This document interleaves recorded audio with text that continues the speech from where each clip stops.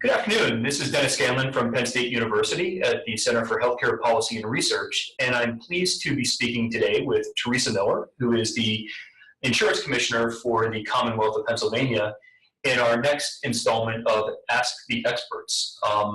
Today we're going to talk with Teresa about regulating the insurance industry in healthcare particularly with a complexity of new delivery systems, new payment models, and so forth. And so we want to get Commissioner Miller's insight into the job that she does and some of the changes and some of the challenges that go with health reform in the new healthcare landscape.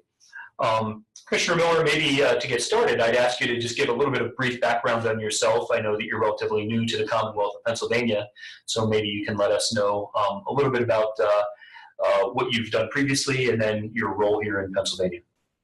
Sure. Thanks for having me. So I was the Commissioner of Insurance in Oregon for about 3 years. And while I was there, the Affordable Care Act passed. So I got very involved in a lot of the work around implementation of the Affordable Care Act. And in 2011, I then transitioned to Washington, D.C., where I was a federal insurance regulator, and I worked for the Health and Human Services, and particularly for the entity that was implementing a lot of the private market reforms of the Affordable Care Act.